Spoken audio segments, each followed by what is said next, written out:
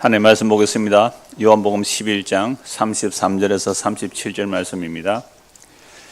예수께서 그가 우는 것과 또 함께 온 유대인들이 우는 것을 보시고 심령에 비통히 여기시고 불쌍히 여기사 이르시되 그를 어디 두었느냐 이르되 주여 와서 보시옵소서 하니 예수께서 눈물을 흘리시더라.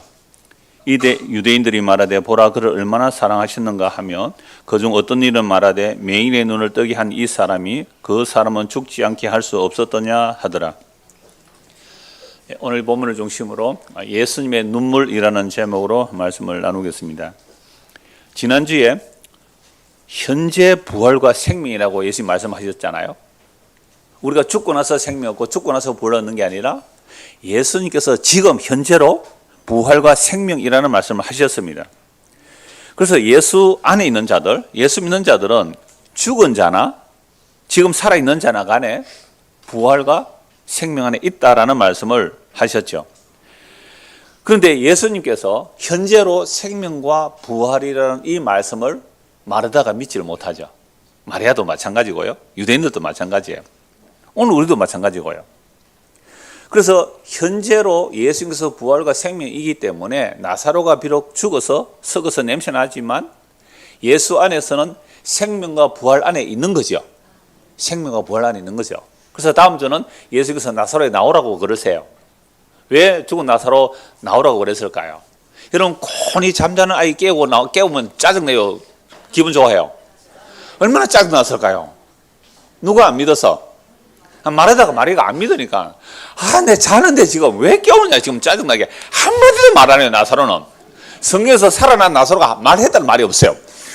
빨리 자고 싶은데 자는 거 깨워도 돼요. 자는 거 깨우세요. 그래서 예수님께서 부활이라는 생명, 현재와 부활의 생명을 못 믿잖아요. 그래서 이제 마르다가 마리아 불러올 때에 마리아도 늦게 오신 예수님을 원망하죠. 예수님이 여기 계셨다면 우리 오빠가 안 죽었을 텐데. 자, 그래서 오늘 본문은 이렇게 우는 마리아하고 유대인들을 예수님께서 보시면서 눈물을 흘리세요. 왜 예수님이 눈물을 흘리실까요? 오늘 본문 다시 보시죠. 예수께서 그가 우는 것. 여기서 그는 누구일까요? 마리아죠. 마르다가 마리아를 데려서 마리아가 울죠. 또 함께 온 유대인들이 울어요. 그래서 심령에 비통히 여긴다. 비통이라는 말은 전에는 분통라고 하셨는데요. 몹시 슬퍼서 아프다. 그러니까 되게 슬프면 아프기까지 하거든요. 정말 슬프면요 마음도 아파요. 눈물만 흘리는 게 아니라 마음이 아프거든요. 그래서 비통하게 여기시고 불쌍히 여기시는 거죠. 그러니까 마리아가 우는 것, 유대인들이 우는 것, 거기에는 마르다도 포함되겠죠. 그도 이제 나사로 죽은 것 때문에 이제 울고 있는 것, 이걸 보시고 예수님께서 비참하게 고통스럽게 우신다는 거예요. 그리고 불쌍히 여기시죠. 그러면서 나사로 어디에 두었느냐라고 말하죠. 34절에 그를 어디에 두었느냐 이럴 주여 와서 보십시오 라고 이제 무덤으로 인도하는 중이죠. 무덤으로. 그래서 그 말을 들었을 때 예수님께서 뭐 하셨다고요? 35절 같이 읽을까요? 시작. 예수께서 눈물을 흘리시더라. 예수께서 눈물을 흘리시더라. 왜 눈물을 흘리셨을까요? 여기에 대한 유대인들의 해석이 그거예요. 36절. 이에 유대인들이 말하되 보라 그를 얼마나 사랑하셨느냐 하며, 여러분 사랑하는 사람이 죽으면 뭐예요? 울죠. 사랑하는 사람이 죽으면 웁니다. 미워하는 사람 죽으면 뭐예요? 굉장히 미워하는 사람, 원수가 죽으면 뭐예요? 웃지요 뭐. 그놈 잘 죽었다. 그래서 내가 사랑하는 사람이 죽으면 울어요. 우는 거 맞죠? 그러니까 예수님께서 우는 그 모습을 보고 자 유대인들이 이렇게 이해를 하는 거죠. 어떤 사람이 말하죠. 아니 맹인의 눈을 뜨게 해준 사람이 그 사람은 죽지 않게 할 수 없었더냐? 라는 정도의 해석을 하는 거죠. 그래서 정말 예수님께서 나사로의 그 가족을 사랑하셨는가 보다 그래서 죽었으니까 슬퍼서 울지요 라고 이제 해석을 하면서, 그런데 맹인의 눈을 띄운 사람이 그 사람 안 죽게 할 수 없었느냐라고 이제 해석을 하는 거죠. 여러분 예수님은요 마르다에게 자신이 부활이며 생명을 말씀하셨잖아요. 그런데도 현재 부활이며 생명을 믿지 못했습니다. 그리고 예수님은요 죽은 자를 나사로 외에 두 번이나 살려주셨어요. 한 사람은 누구예요? 회당장의 딸이죠. 회당장의 딸. 죽었는데 예수님 뭐라고? 거기서 잔다 그래. 잔다.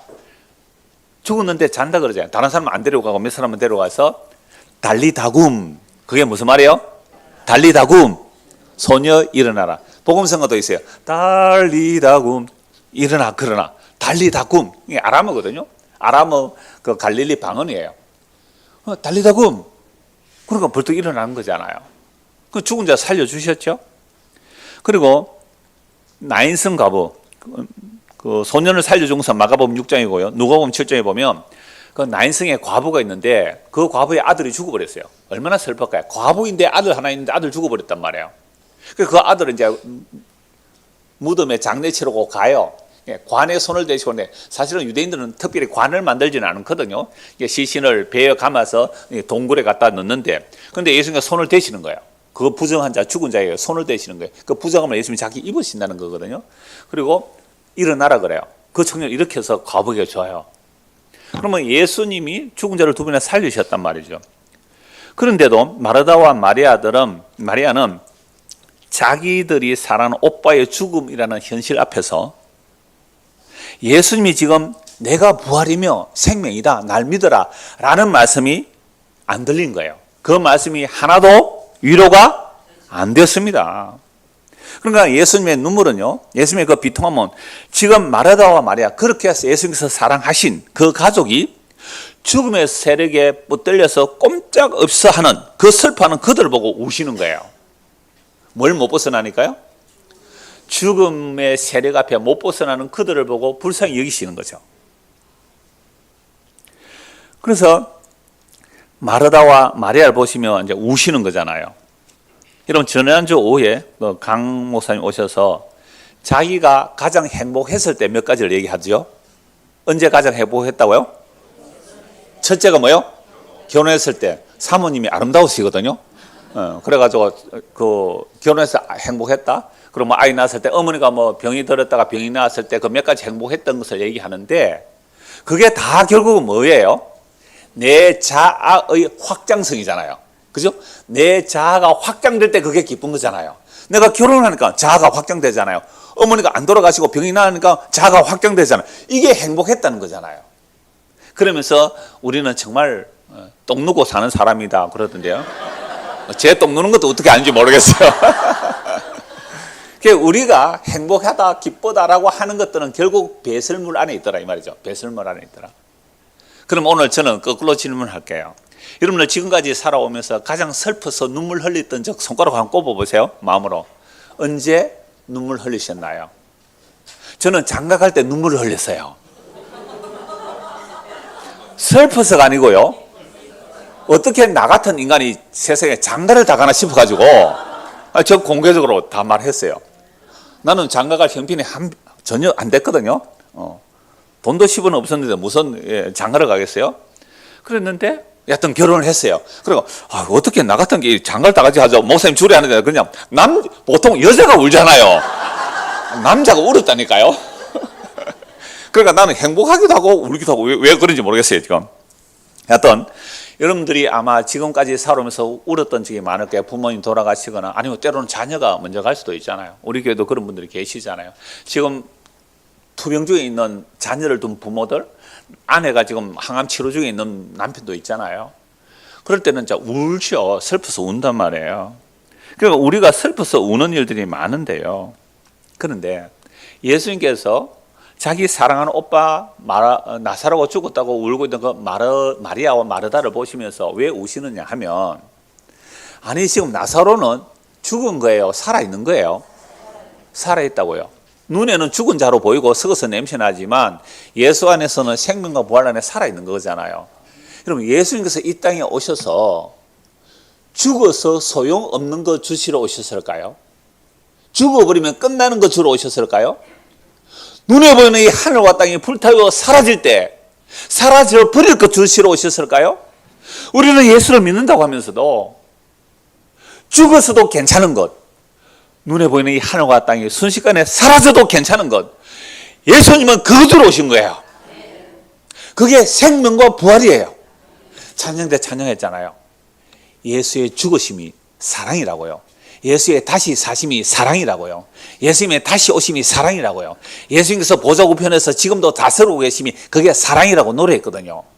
그러면 예수의 죽음과 부활과 성천과 성령을 보내심을 통하여 우리에게 진짜로 주시고자 하는 것은 너 죽어도 괜찮은 거야. 눈에 보이는 하늘과 땅이 사라져도 괜찮은 거야.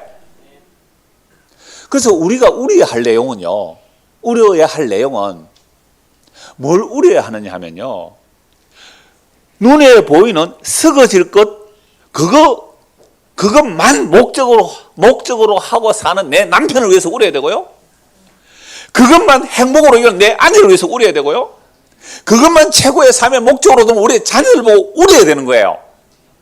근데 우리는 하나님 앞에 울면서 기도할 때 뭘 울면서 기도해요? 하나님, 우리 남편이요, 아직 예수님을 몰라요.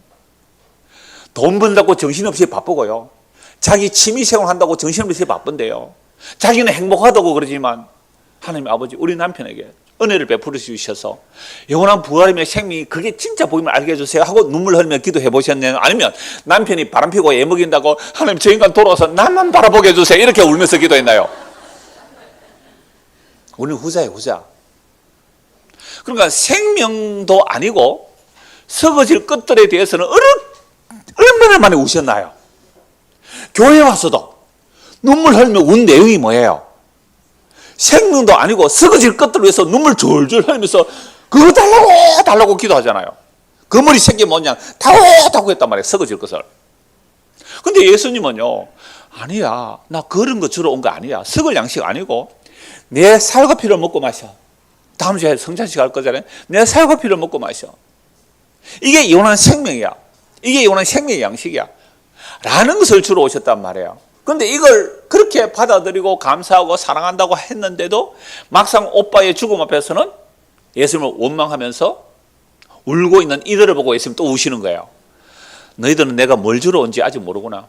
내가 그렇게 너희를 사랑했는데도 내가 너희에게 진짜로 주려고 한 게 뭔지를 모르구나 하고 비통하게 우시는 거예요.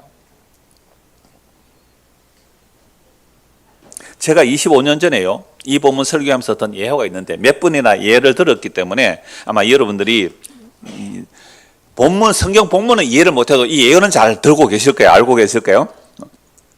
제가 처음 전도사 시절에 담임 목사가 이제 학습 문답 시키라고 하거든요. 그래서 그때 교회 오신 이제 몇 달 된 할머니가 한 분 계셨어요. 그래서 그 할머니를 앞에 두고 이제 훈련을 시키는데, 할머니 예수 믿으십니까? 라고 질문했죠. 우리 중고등 학생들 고개 숙여 있으면 저처럼 덩어리가 굽어져요. 이렇게 쭉 펴고 앞을 들어보세요. 아, 제가 사진 찍어서 보니까 덩어리가 많이 굽었더라고요, 이렇게. 우리 금요일 토요일 교사 그 세미나를 했는데요. 아, 사진 찍어도 보니 이 밥을 먹는데 이렇게 있더라고요, 완전히. 자, 어깨도 쭉 한 펴시고 저를 한번 바라봐 주실래요? 어깨 쭉 그렇지, 어깨. 뒤에 이 어깨 날개뼈가 붙을 정도로 어깨를 쭉 한번 이렇게 펴보세요. 여러분 어른들도 그렇게 하죠. 그 날개 쭉지가 있죠, 이게 붙을 만큼 이렇게 더 쫙쫙 이렇게 손을 이렇게 펼치면 돼요. 잠이 확 깨죠. 이렇게. 그럼 아주 시원해요. 그럼 굉장히 눈이 시원해서 한번 해보세요. 안 느껴져요, 지금? 지금 영육간의 강건함을 지금 말씀하고 있습니다. 시원해요. 아주 시원해. 이렇게 손바닥을 이렇게 뒤집으면 좋아요. 그래서 어깨가 날개 쭉지가 닿을 정도로 이렇게 쭉 펼쳐주세요. 자, 이렇게 보세요. 그렇지, 잘했어요. 그래서 처음 전도사 시절에 이제 중고등학생들 같으면 할머니 한 분 앉혀놓고, 할머니 그 예수님 믿었습니까? 목사님 설교 들었죠? 예수 믿어야 된다 그랬죠? 예수 믿었습니까? 라고 하니까 할머니 대답이 이래요. 제가 이때가 한 근 30년 가까이 돼요. 30년 넘었어요. 32년 3년쯤 전에, 32, 3년 전에 제가 처음 전도사 시절이니까요. 아직도 이 할머니 대답이 생생해요. 예수고 뭐고 내 몸이나 낫게 해주소. 그래서 이제 학습 문답 여러분 하실 때에 내가 물었잖아요. 예수 믿어야 죄사함 받고 영원 생명 받고 예수 안 믿으면 지옥 간다는 그거 정도 확인하면 저는 학습 세례를 해요. 근데 이게 엄마 아빠가 막 시켜서 강조를 한 것도 안 해도 돼요. 밀려도 됩니다. 아시겠죠? 이름 얘기 안 해도 학습 문답 한 아이가 있으니, 학생이 있으니까 나중에 와서 저한테 그 얘기 해주세요. 억지로 할 필요는 없어요. 정말 14세 정도 되면 청소년이잖아요. 자기 신앙 고백을 할 때 그걸 하는 거죠. 그래서 이 할머니 대답이 예수 믿으십니까? 하니까 예수고 뭐고 내 몸이나 낫게 해줘서. 그럼 이 할머니가 교회에 왜 왔을까요? 그러니까 교회 가면 병도 낫는다 하니까 할머니가 따로 온 것 같아요. 몇 달 교회를 다녀서 질문했더니 그래서요. 그분에게 학습문답을 했는지 아닌지 그 기억은 사실은 없어요. 아마 안 오신 것 같아요. 그 뒤로. 나는 교회에 왜 왔어요? 몸이나 낫게 되려고 빌러 왔는데 그럼 예수님 믿으라 하니까 그럴 바에야 나는 올 필요 없다 하니까 아마 안 오신 것 같아요. 예수가 뭐고 내 몸이나 낫게 해줘서 라는, 그러니까 그 말에 예수 믿어라는 말에 짜증이 났단 말이에요. 그래서 오늘 우리는 왜 이렇게 모였어요? 오늘 왜 이렇게 모였습니까? 오늘 예수님께서 모인 우리의 속마음을 보시고 기뻐하실까요? 아니면 비통이 여기시며 눈물을 흘리실까요? 그러니까 우리가 우는 것은요, 내 남편에게, 내 아내에게, 내 자녀들에게 예수 그리스도의 생명이 담겨지지 않은 것에 대해서 비통하고 우는 적이 얼마나 되었냐 말이에요. 제가 올 봄 수련회 때 괜히 제가 화가 나서 울컥해서 울었습니다. 그건 뭐 성경 역사가 아닙니다.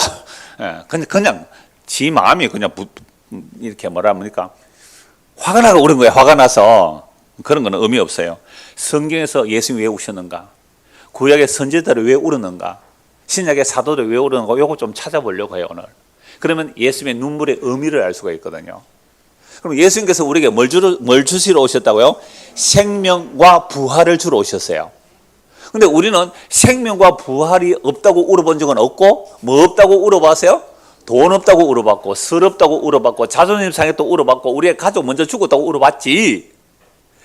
내 부모 형제들에게, 내 사랑하는 자들에게 예수의 생명이 담겨지지 않아서 그걸 보고 울며 기도한 적이 없단 말이에요. 그래서 예수님이 우시는 거예요. 누가복음 19장을 보시죠. 예수님께서 두 번째 우신 장면이 누가복음 19장인데요. 요한복음 바로 앞에 있죠. 누가복음 19장입니다.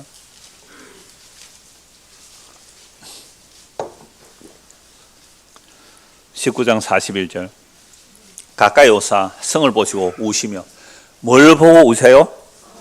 예루살렘 성을 보고 우세요. 여러분, 예루살렘은 무슨 도시예요? 평화의 성, 평화의 성이에요. 평화의 성. 예루살렘 보고 우시며 이르시되 너도 오늘 평화에 관한 일을 알았더라면 좋을 뻔하였거니와 지금 네 눈에 숨겨졌도다. 날이 이를지라 네 원수들이 토둔을 쌓고 너를 둘러 사면으로 가두고 또 너와 및 그 가운데 있는 네 자식들을 땅에 메어치며 돌 하나도 돌리에 남기지 아니하리니 이는 네가 보살핌 받는 날을 알지 못함을 인함이라 하시니라. 이 보살핌이라는 각주 일 밑에 보면 뭐가 되세요? 심판. 그 밑에 또 각주 보면 베드로전서 2장 12절 그렇게 되어 있죠. 이런 거 찾아보는 게 좋아요. 자, 한번 찾아보죠. 베드로전서 2장 12절. 찾으세요. 그래야 잠이 확 깨죠. 우리 중고등 학생들. 베드로전서 2장 12절 한번 찾아보세요. 그게 보살핌 받는다 이 말이 무슨 단어인지 보세요. 2장 12절. 너희가 이방인 중에서 행실을 선하게 가져 너희를 악행한다고 비방하는 자들 하여금 너희 선한 일을 보고 뭐요? 오시는 날에 오시는 날에 하나님께 영광을 돌리게 하라. 그럼 오시는 날이 뭐라고요? 심판하시는 날이잖아요. 그러면 44절 다시 누가복음 19장 44절. 자, 또 너와 및 그 가운데 있는 네 자식들을 땅에 메어치면 돌 하나도 돌리에 남기지 아니하리니 이는 네가 뭐하는 날? 심판하는 날을, 심판받는 날을 알지 못한다. 이게 묵시적으로는 사실은 십자가예요. 예수님 십자가 지실 때 성전의 휘장이 찢어짐으로 성전이 완전히 무너지는 거예요. 성전의 기능이 끝나는 거죠. 십자가 때. 근데 성전의 기능이 끝났는데도 자꾸만 그 성전이라고 하고 가니까 로마의 장군 티투스가 와서 AD 70년에 그 성전을 완전히 무너뜨려 버리거든요.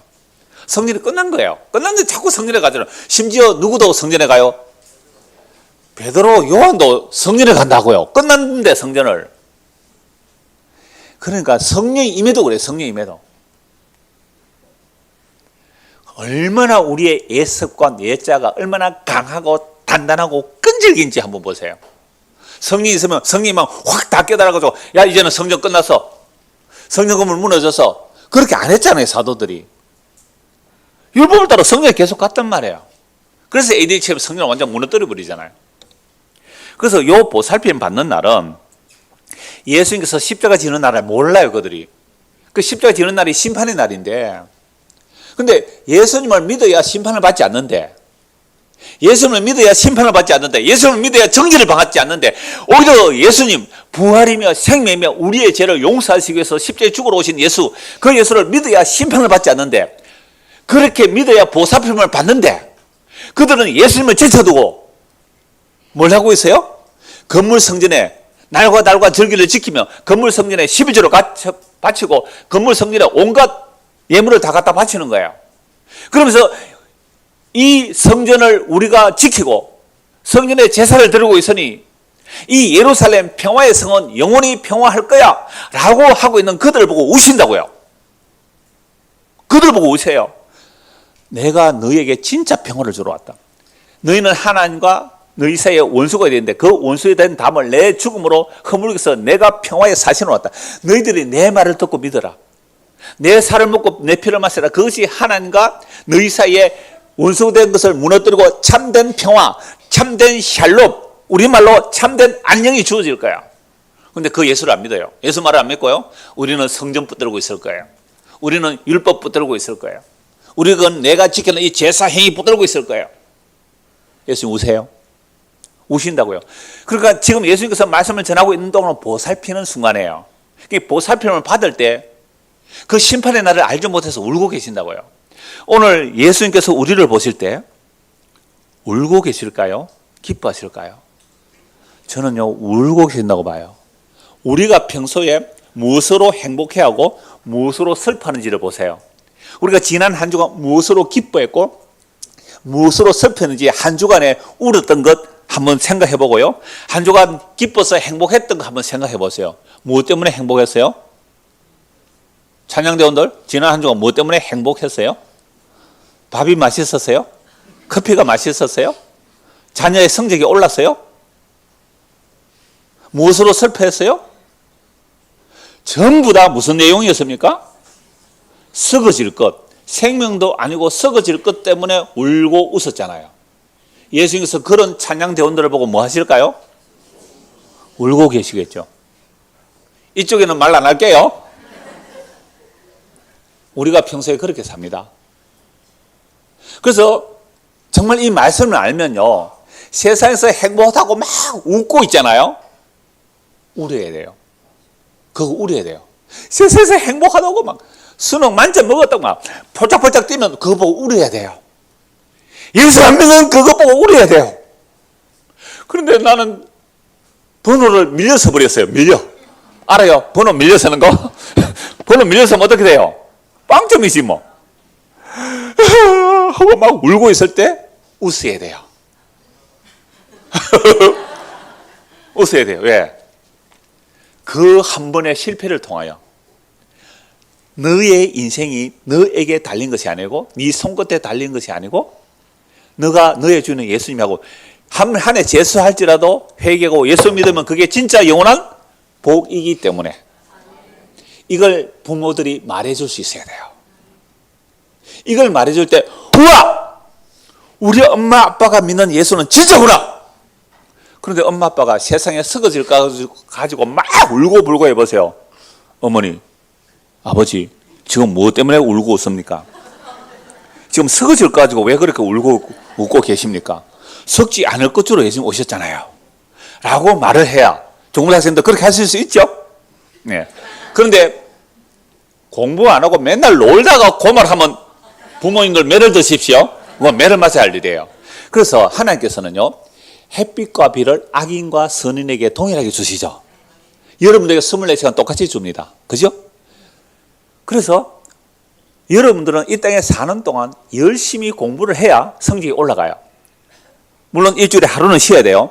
하루 안 쉬면요, 여러분들의 그 생체 리듬, 생체 이 사이클이요, 6일은 열심히 일하고 하루만 쉬면 회복이 돼요.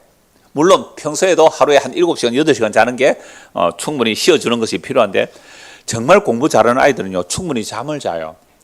그리고 최상의 컨디션으로 1시간 공부하는 것이 막 잠 안 오는 약, 뭐 타이밍 같은 거 그거 먹고요, 10시간 공부하는 것보다 맑은 정신으로 1시간 공부하는 게 훨씬 기억력이 뛰어나요. 아시죠? 종훈아씨는 몰라요 그런 거. 그래서 충분히 자고 생체 리듬은요 6일 동안 열심히 일했으면 일주일에 하루는 충분히 쉬는 것이 훨씬 생체 리듬에 좋은 거예요. 그렇게 공부 열심히 해서 성적이 잘 나올 수도 있고 안 나올 수도 있고요. 우리 어른들은 그렇게 열심히 일했는데도 사업에 성공할 수도 있고 실패할 수도 있어요. 그러나 대원칙은 썩어질 것은 내가 노력해서 얻는 거예요. 그래도 물론 못 얻는 경우도 많이 있지만, 그러나 썩지 아니할 것은요 노력해서 얻는 게 아니거든요. 썩지 아니할 것은 은혜로 받는 거거든요.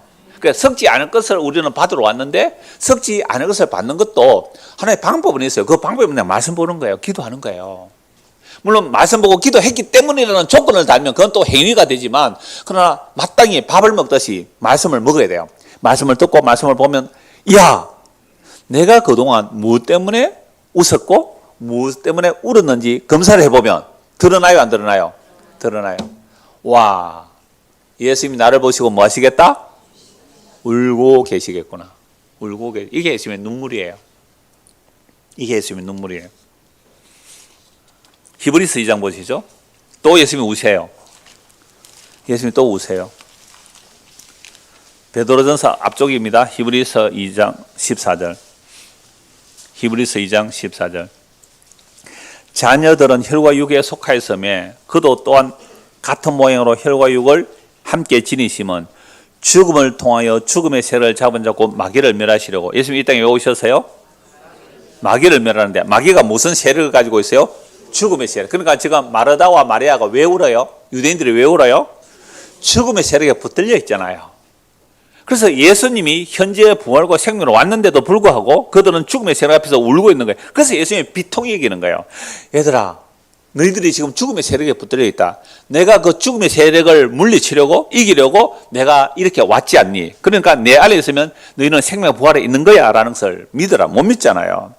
그래서 예수님이 이 땅에 오신 것은 자기 죽음으로 죽음의 세력을 잡은 자 마귀를 멸하려고 오셨어요. 그럼 예수님께서 이 땅에 오신 것은 우리에게 썩어질 것 주러 오셨어요? 썩지 아니할 것 주러 오셨어요? 죽어버리면 소용없는 것 주러 오셨어요? 죽어도 괜찮은 것 주러 오셨어요? 그렇죠. 예수 믿으면 죽어도 괜찮은 것 주러 오셨어요? 죽어버리면 소용없는 것들은 노력해서 얻으세요. 물론 우리가 노력해서 얻는 것도 은혜라 그래요. 성경은 햇빛과 비도 은혜를 주시는데 예수 믿는 자에게만 햇빛과 비 주세요? 안 믿는 자도 햇빛과 비 주세요? 그래서 하나님은 은혜로운 하나님이에요. 그 은혜를 아는 자는 믿는 자고요, 그 은혜를 믿지 않는 자는요 지가 잘났어 농사 지은 줄 알아요. 돈 번 줄 알아요. 그게 은혜를 모독하고 있는 거예요. 햇빛 누가 줬니? 비를 누가 줬니? 공기를 누가 줬니? 숨쉬게 하는 건 누가 하니? 그거 안 믿는 자잖아요. 그래서 예수 믿는 사람은요 일해서 버는 것도 은혜고, 예수 믿는 것은 더더욱 특별한 은혜잖아요. 그러니까 예수 안 믿는 자는요 지가 썩어질 거 얻어놓고 지 행위래요. 지 행위, 지 공로래요. 이게 하나님의 은혜가 임한 자와 임하지 않는 자의 하늘과 땅 차이예요. 그래서 예수님이 이때 오신 것은요 죽음을 통하여 죽음의 세력을 잡은 자 마귀를 멸해버리고 죽어도 괜찮은 영원한 생명, 하늘에 속한 것, 신령한 것, 죽어도 영원히 남을 것, 눈에 보는 하늘과 땅이 사라져도 영원히 있을 하늘나라의 기업, 그 참된 생명과 참된 평과 참된 기쁨과 참된 희락과 참된 화평과 참된 온유와 참된 착함과 그 참으로만 가득한 그 영원한 나라를 주시려고 이 땅에 오셨는데, 우리는 왜 생명도 아니고 썩어질 것을 가지고 울고 보느냐 이 말입니다. 복음은 생명과 썩지 아니함을 나타내야 되거든요. 근데 복음이라고 말하는데 생명도 그렇고 썩어질 것을 아멘 하고 간다는 이게 뭔 얘기예요? 제가 지난주 오후에 대구 가서 그랬잖아요. 말씀 전하니까 아멘을 안 해야 되는데 아멘이 나오는 거예요. 그러니까 예를 들어 이런 거죠. 여러분, 나는 하나님의 일을 하고 하나님은 나의 일을 해주셔서 크게 복 줄 것을 믿습니다. 아멘 하는 거예요. 그 아멘 하면 아멘 할 타임이 아니거든요. 그래서 제가 근데 그래서 책만 안 했어요. 뭐 어떻게 그러나 또 이제 복음을 그렇게 전했는데요. 그래서 15절 보세요. 또 죽기를 무수함으로 한평생 매여 종노릇 하는 모든 자들을 놓아주라. 그러니까 예수님께서 지금 마르다 마리아 보니까 뭐 하고 있어요? 죽음을 무서워서 죽음의 종로를 하고 있잖아요. 마르다 마리아가. 그 사랑하는 자들이, 그래서 예수님이 그들을 놓아주려고 온 거예요.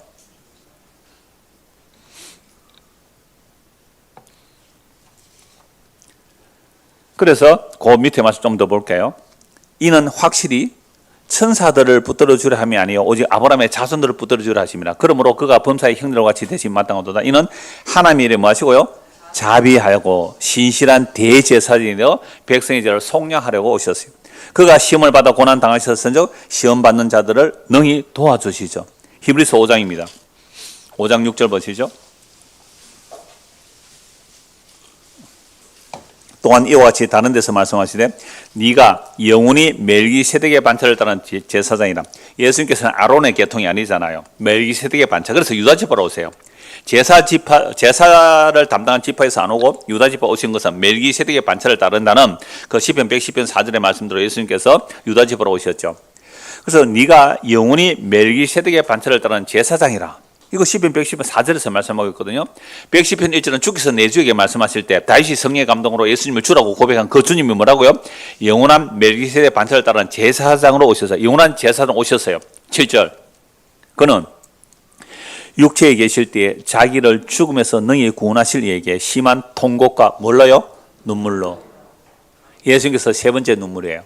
눈물로 간구와 소원을 올렸고 그의 경건하심으로 말미암아 들으심을 얻었느니라.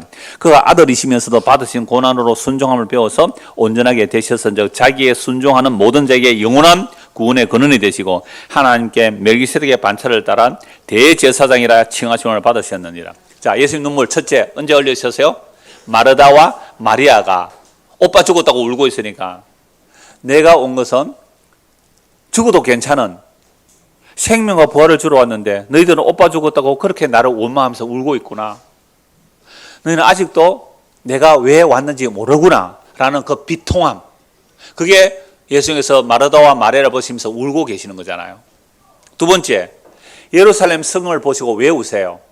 예루살렘 성을 보시고 진짜 평화의 소식을 가지고 오시고 평화를 주러 오신 예수의 말을 안 듣고 자기들은 성전을 붙들고 제사를 붙들고 있으면 예루살렘에 평화가 올 것이라고 가짜 평화를 붙들고 있는 그들을 보고 우세요.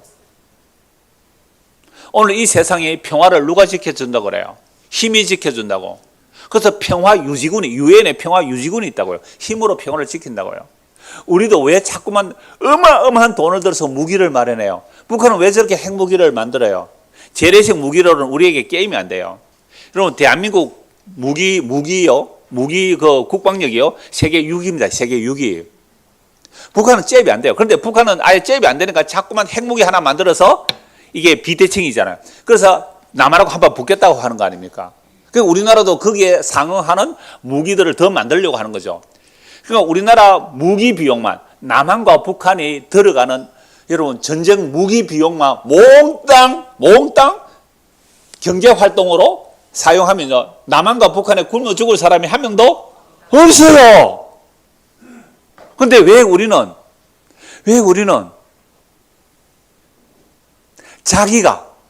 자기가 속한 그것만 진리라고 해요. 그러니까 예수께서 예루살렘도 그 꼴을 하고 평화를 얘기하고 있어서 울고 계신 거예요. 세상이 말하는 평화를 예수님이 울고 계신다고요. 너는 지금 평화가 뭔지 모르구나. 얼마나 자기 중심적이고 얼마나 자기 이기적인 평화를 얘기합니까? 그래서 예수님이 예루살렘 보고 우세요. 대한민국 교회를 보고 예수님께서 저는 우신다고 봐요. 너희가 진짜 평화가 뭔지 아니? 그래서 예수님께서는 이 기도를 저는 겟세마네 동산에서 마지막 대제사의 기도를 하실 때 눈물 흘리신 거예요. 땀이 그죠? 빗방울이 섞여 있듯이 그 밤에 단식하며 눈물 흘리며 기도하신 거예요. 두 가지예요. 하나는 죄와 사망에 붙들려서 꼼짝 못하는 그들을 불쌍히 여기시는 눈물이시고요. 마르다와 마리아. 또 하나는 그들의 죄를 대신 짊어지고 아버지와 나는 하나라는 그 유일한 하나인 관계가 끊어지는 그 고통은 예수 외에는 몰라요. 제자들도 굴굴 잔다고요. 아버지와 아들에게서 끊어지는 그 고통이 십자가의 고통인데 그거 아무도 몰라요. 여러분 생살이 찢어지면요, 생살이 찢어지면 조그만 거 찢어도 얼마나 아픕니까? 죽은 살은 뜯어내도 하나도 안 아파요. 예수님만이 유일하게 아버지와 아들이 생명의 관계로 하나 되어 있는 그 관계가 찢어지고 잘라지는 그 고통은 예수님만이 아시니까 눈물로 기도하시는 아버지, 이거 말고 다른 길 없겠습니까?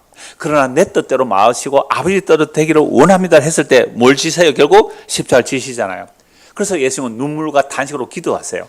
그래서 예수께서 눈물과 탄식으로 기도하셨기 때문에 아버지에게서 하나 된 그 생명이 끊어짐으로 그 끊어진 생명이 우리의 죄를 담당하시고 우리에게로 오셔서 그 생명과 부활을 우리에게 넘겨주시고 우리를 품에 끊어 안으시고 아버지에게로 가시는 그 일을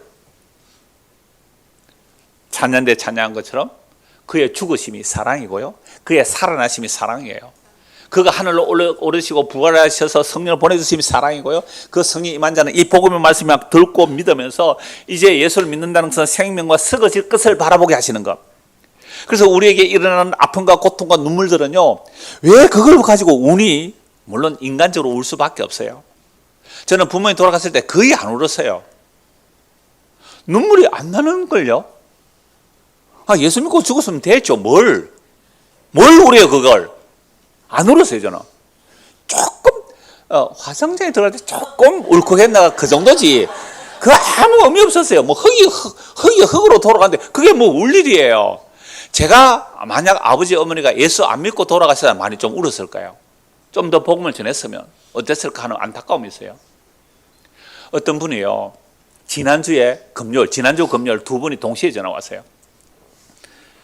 어떤 분은 어머니가 요양원에 계시다가 좀 나아지셔서 이제 자기가 모시려고 집으로 모시고 왔는데, 목사님 아무리 복음을 얘기해도 안 들어요. 제가 한번 갈까요? 여기 뭔데요? 제가 기회를 내서 꼭 어머니 모시고 목사님 한번 오겠습니다 라고 해요. 몇 년 전에 어떤 분이 외국에 계시는데 자기 아버님을 모시고 오신 분이 계세요. 어머니 돌아가서 아버지 모시고 오셔서 꼭 복음 좀 전해달라고 오신 분이 계시더라고요. 그러니까 그 외국에서 오신 분이나 금요일날 전화한 분은 그거예요. 자기 어머니가 내 사랑하는 어머니인데 복음을 들었으니까 복음 듣고 예수 믿는 것이 가장 귀한데 그 외에는 의미 없다는 거죠. 그날 또 한 분이 전화 왔어요. 자기 조카인데요, 69세 되신 분인데 자기 조카가 암에 걸려서 죽어가는데 몇 번이나 가서 전도했대요. 그리고 제 설교도 보내고 들어보라. 그래서 이제 얼마 안 남았다 그래서 뭐 호스피스 병동에 있는데 가서 면회를 하고 정말로 마지막으로 복음을 전하고 왔는데, 목사님 안 받아들여요. 그래서 제가 이 말씀 드렸어요. 믿음은 모든 사람의 것이 아닙니다. 하나님의 택한 백성들에게 복음을 선포할 때 은혜의 선물로 받아들이는 거예요. 그런데 아직은 몰라요.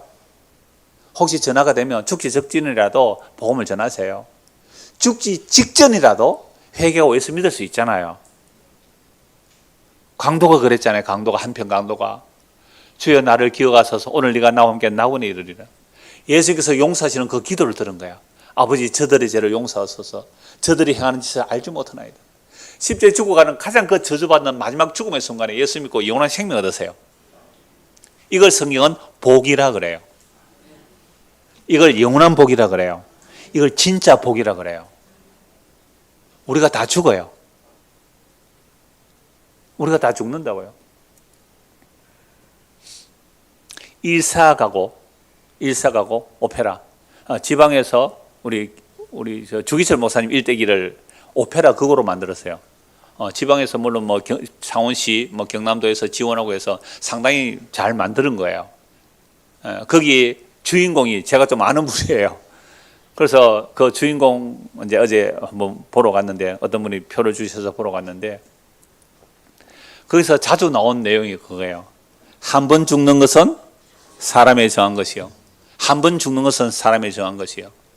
그 주기철 목사님 웅천 출신이거든요. 웅천교회 출신이에요. 그 기념관도 있고 하는데, 중고등학생 가보셨죠? 한 2, 3년 전에 가봤는데 기억나요? 네, 거기 한번 가봤는데요. 한 번 죽는 것은 사람에 정한 것이요, 그 이후에는 심판이 있으리니. 그래서 목숨 걸고 시사 참배 거부한 거예요. 뭐 죽으면 천국 있는데요. 그게 이제 그 기독교 신앙하고 독립운동하고 이렇게 같이 몰려 있기 때문에 국가에서도 지원하는 이제 오페라가 되었습니다만은. 그래서 저는 그거 보다가 좀 몇 번 울컥했거든요. 야, 나는 대한민국 사람인가 봐. 아무도 안 우셨어요. 안 우셨었어요, 지금. 나는 하늘나라 백성인 줄 알았는데, 아, 대한민국 사람인가 봐. 그 일제의 그 강압과 거기에 대한 저항, 일제의 그 수탈에 대해서 분노가 좀 일어나고 하는 것이 보니까 아직도 는 대한민국 그 이정국 적자이긴 한데요. 근데 사실 우리는 다 예수 믿어 하늘나라 백성이에요. 그러니까 하늘나라 백성이 되었다면 대한민국을 보고도 우리는 어떻게 해야 돼요? 울어야 되죠. 울어야 되죠. 그 예수님이 그렇게 우신 거예요. 자, 그러면 예수님께서 세 번 이렇게 우시는지 그리스도의 영이 임한 선지자들도 울었어요. 요거 몇 고 찾아보고 말씀 마무리하겠습니다. 자, 구약성경 에레미야 애가를 한번 보시죠. 이사야 다음에 에레미야가 있고요. 에레미야 애가 1장을 보십시오. 에레미야 애가. 애가가 무슨 뜻이죠? 예, 슬픔의 노래입니다. 왜 슬픈 노래를 불렀까요? 그리스도의 영이 임해서. 1장 1절. 슬프다 이 성이여. 여러분 예수님께서 예루살렘 성 보고 뭐 하셨어요? 우셨잖아요. 그런데 이미 5, 600년 전에 그리스도의 영이만 예레미야 선지자가 뭘 보고 울어요? 예루살렘 성을 보고 울어요. 왜요? 바벨론에 의하여 예루살렘 성이 파괴되거든요. 예루살렘 성전이 파괴돼요. 그 무너지는 예루살렘 보고 예레미야 선지자가 울어요. 그래서 여기 임하여 예루살렘 보고 울어요. 거짓 선지자들은 우리 예루살렘 망하지 않는다. 평화의 성은 망하지 않는다. 우리가 하나님께 제사 드리고 예배 드리고 제물을 드리고 성전을 이렇게 지키고 있으니 안 망한다. 완전히 망해버렸어요. 그래서 예레미야 미리 알고 우는 거예요. 예수님도 우는 거예요. 그래서 슬프다 이 성이여. 전에는 사람들이 많더니 이제는 어찌 그리 적막하게 앉았는고, 전에는 열국 중에 크던 자가 이제는 과부같이 되었고, 전에는 열방 중에 공주였던 자가 이제는 강제 노동을 하는 자가 되었도다. 밤에는 슬피 우니 눈물이 뺨에 흐르며 사랑하는 자들 중에 그들에게 위로하는 자가 없고 친구들도 다 배반하여 원수들이 되었도다. 유다는 환난과 많은 고난 가운데 사로잡혀 갔도다. 그가 열국 가운데 거주하면서 쉴 곳을 얻지 못하며 그를 핍박하는 모든 자들이 궁지에서 그를 뒤따라 잡아도다. 평화의 도시 예루살렘이 범죄로 인하여 하늘을 반역함으로 인하여 바벨론으로 잡혀가는 그 슬픔을 지금 노래하고 있는 거죠. 시온의 도로들이 슬퍼하며 예루살렘으로 가던 그 시온의 도로, 예배하라 그 기쁨의 노래가 지금 슬퍼요. 아무도 없어요. 절기를 지키러 나가는 사람이 없어요. 모든 성문들이 적막하며 제사들이 탄식하며 처녀들이 근심하며 시온도 공구를 받아도다.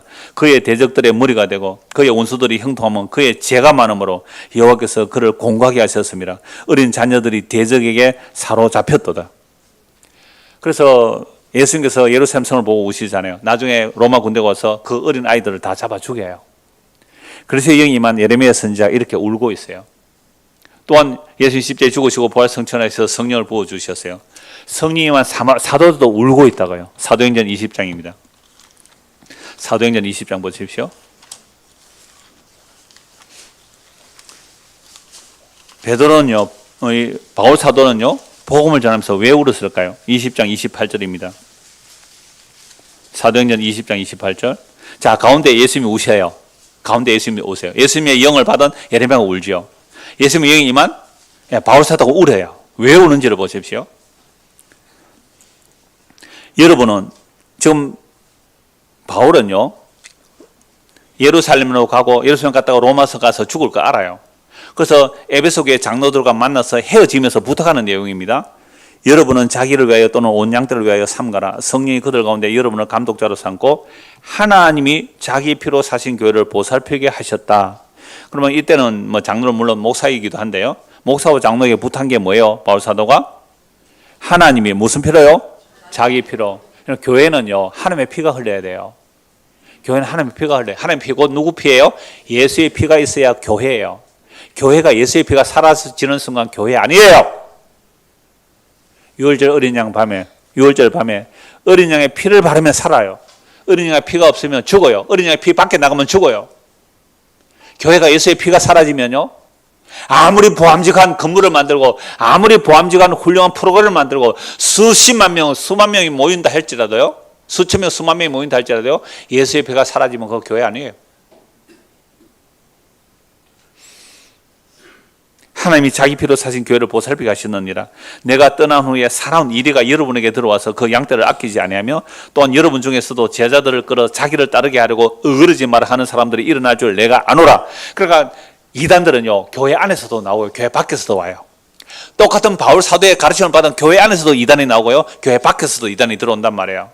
31절. 그러므로 여러분이 일깨어 내가 3년이나 밤낮 쉬지 않고 눈물로 각 사람을 훈계하던 것을 기억하라. 자, 바울 사도가 밤낮 3년을 뭐 하면서요? 눈물로 각 사람을 훈계했어요. 왜 눈물로 훈계했을까요? 예수를 믿는 것은 생명과 썩지 아니할 내용인데 너희들은 왜 아직도 썩을 것들을 가지고 다투고 분쟁하고 싸우느냐, 이 말 아닙니까? 고린도 교회 보세요. 썩어질 것 가지고 세상 법정에 재판해요. 바울파, 베드로파, 그리스도파, 아볼로파, 파당이 나누는 거예요. 온갖 음행이 일어나요. 왜 그런 걸로 인하여 그런 다툼이 일어났냐면 울면서 복음은 그런 거 아니에요. 복음은 그런 거 아니에요. 생명과 썩지 않을 거예요 라고 전한 것이 바울의 눈물을 흘리면서 복음 전한 거예요. 3년이나 밤낮. 그래서 에베소 교회 가장 오래 목회한 곳이에요.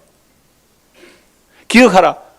그런데 놀랍게도요, 눈물 흘리면서 그렇게 부탁하고, 그러나 무엇에 결국 부탁하는지 보십시오. 32절. 지금 내가 여러분을 주와 그 은혜의 말씀에 부탁해, 주님과 은혜의 말씀께 부탁해요. 제가 여러분들에게 부탁하고 싶은 것도 그거죠. 주의 말씀. 그래서 성경 읽으라는 거 그거예요. 주의 말씀에 부탁하노니 그 말씀이 무엇이요? 그 말씀이 우리의 어떤 신비한 체험들이 아니에요. 우리의 힘과 능력으로 교회를 세우는 게 아니에요. 그 하나님의 말씀이 여러분을 능히 든든히 세우십니다. 교회 프로그램이 교회를 세우는 게 아니에요. 교회 어떤 건물이 교회를 세우는 게 아니에요. 무엇이 세워요? 말씀은 영혼에, 그 말씀이 우리를 든든히 세우는 겁니다. 그래서 그 무엇보다도 우리 부모님들이요, 아이들하고 하루에 10분의 시간 내십시오. 하루에 10분만. 그 말씀이 우리의 자녀를 세워주는 거예요. 그래서 바울이 떠나면서 마지막으로 그 말씀께 부탁하고 떠나는 거예요. 그 말씀이 여러분을 능히 든든히 세우시고 거룩하게 하심을 입은 모든 자 가운데 기업이 있게 하실 거예요. 이걸 바울은요, 눈물을 흘리며 전하죠. 한 것도 보죠. 빌립보서 3장입니다. 바울이요, 또 왜 눈물을 흘리며 말하는지를 보십시오. 빌립보서 3장입니다. 빌립보서 3장 17절. 형제들아 너희는 함께 나를 본받아라. 그리고 너희가 우리를 본받은 것처럼 그와 같이 행하는 자를 눈여겨보라. 복음 전하는 자를 눈여겨보라는 거잖아요. 내가 여러 번 너희에게 말하였거니와 이제도 뭐요? 눈물을 흘리며 말합니다. 왜 눈물을 흘리며 말할까요? 여러 사람들이 그리스도의 십자가의 원수로 행하는 거예요. 그럼 십자가의 원수로 행하는 게 뭘까요? 그들은 욕망을 따라가요. 욕심이 잉태한 적 죄를 낳고 죄가 장사한 적 사망을 낳는데, 교회에 왔는데 욕망을 붙이고 있어요. 욕망을. 그들은 마치 멸망이요, 그들의 신은 배요, 그 영광 그들의 부끄러움에 있고 땅의 일을 생각해요. 땅의 영광을 가지고 하나님의 영광이라고 말하는 그들을 보면서 바울 사도는 뭐해요? 눈물을 흘리며 그들이 십자가의 원수라고 말해요. 오늘 우리가 그동안 신앙생활을 한 거 돌아보십시오. 우리는 십자가의 원수로 행하였습니까? 아니면 십자가를 사랑하는 신앙이었습니까?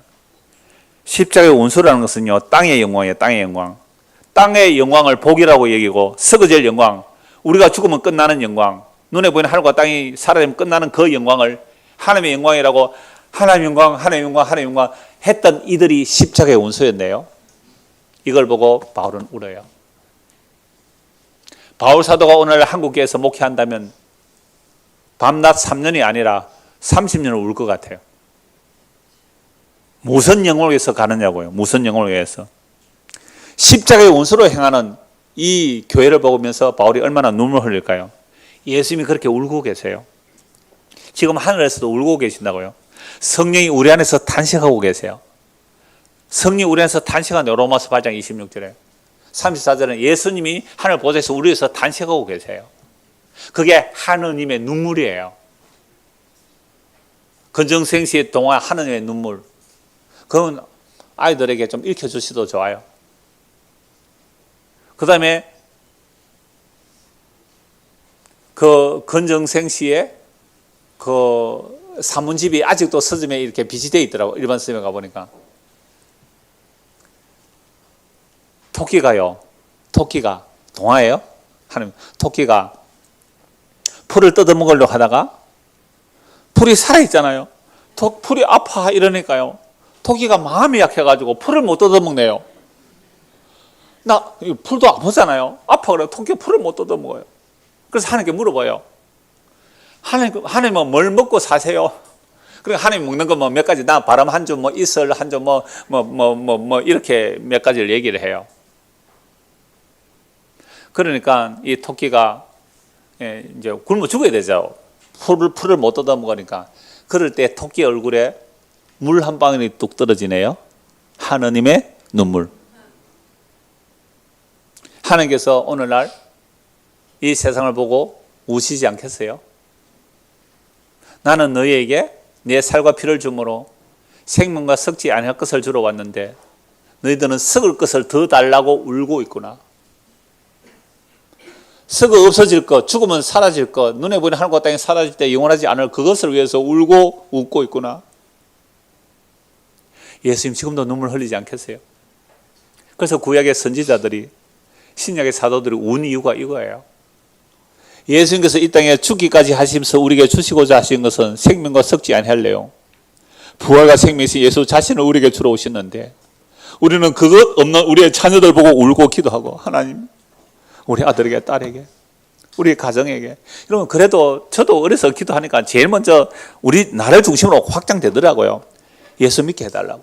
예수 믿게 해달라고. 그거 하나 외에 무슨 기도를 하겠어요? 생명과 썩지 않을 거 하나 담겨게 해달라고. 그게 그리스도에 임한 자들의 기도이고 그들의 목회고 그들의 설교였어요. 그래서 지금 바울이 왜 울어요? 왜 교회가 썩지 않을 것을 구해야 되는데 썩을 것을 구하느냐는 거죠. 이거 교회 보고 하는 말이죠. 교회 보고. 십자가의 원수가 교회 밖에 아니라 교회 안에 보고 말하는 거죠. 그들의 마침은 멸망인데요. 그들의 신은 배요. 배는 탐심, 다고다고 끝없는 욕망의 배. 그 영광은 그들의 부끄러움에 있고 땅 위를 생각하는 자. 그러나 우리의 시민권은 하늘에 있는지라. 그 기로부터 구원하는 자 곧 주 예수 그리스도를 기다립니다. 지금 가족 중에 투병 중에 있고 힘들어하고 아파하는 분들, 이 말씀만이 위로가 돼요. 자, 그래서 예수님 오시는 그날에 그는 만물을 자기에게 복종하게 하실 수 있는 자의 역사로 우리의 낮은 몸, 이 낮은 몸, 썩은 몸, 구패하여 늙어가는 몸, 병들어 죽는 몸, 이 낮은 몸에 부활이며 생명이신 그분이 우리 안에 지금 현재로 들어와 있다면 그 부활과 생명이신 그분의 몸이 그 영원한 지금 영광의 몸으로 계신 그 몸의 형제같이 어떻게 해요? 변하게 해 주실 거예요. 여러분, 이것만이 목사가 전할 수 있는 위로예요. 다른 위로는 전할 수가 없어요. 그런데 이게 정말로 담겨 있다면 극심한 고통 가운데서도 목사님 괜찮아요. 내 안에 부활의 생명이 있잖아요. 얼마 전에 우리 교회는 아닙니다만은 제가 좀 아는 분 장로님의 부인이 권사님이었어요. 장로님이 재혼을 하셔서 좀 권사님 젊은 권사님인데 암으로 훨씬 빨리 돌아가셨어요. 그런데 암이 확정되고 이제 목사님이 신방을 갔더니 전에 한번 예를 들었죠. 그 얘기를 하더래요. 목사님 너무 걱정 마세요.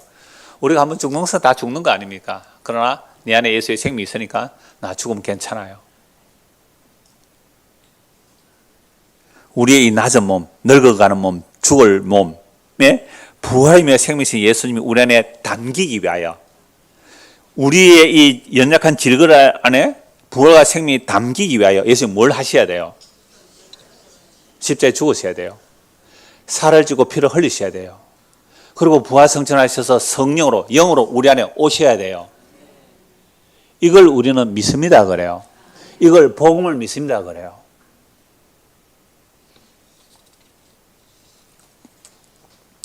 이렇게 믿는 자들은요, 지금 눈물 골짜기를 더듬으면서 갈 수밖에 없어요. 그래서 가운데 예수님을 두십시오. 눈물을 흘리세요. 죽음의 세력에 붙들려 울고 있는 그들을 위해서 비통히 눈물을 흘리세요. 그래서 그분이 죽음 안으로서 죽음의 세력을 잡은 자 마귀를 멸하시고 부활 성천하셔서 성령을 보내주세요. 그래서 그리스도의 영이만 구약의 선지자들이 뭐 했어요? 울었어요. 왜 울었어요? 썩어질 것을 보고 하는 그들을 보고 우셔요. 그리고 신약의 성령이 임한 사도들이 울어요. 왜 울어요? 썩어질 영광을 차지하지 못해서 안타까워하는 그들을 보고 우신다고요. 예수님은 생명과 썩지 않을 것을 위해서 오셨어요. 그래서 그리스도의 영이 임한 자들은 이렇게 구약이나 신약 다 울고 있고요. 구약이나 신약이나 그 그리스도의 임한 선지자들의 증언을 받은 자들도 이 땅에서 눈물 골짜기를 더듬으면서 갑니다. 그래도 괜찮은 이유가 뭘까요? 계시록 11장 1절입니다. 요한계시록 11장 1절입니다.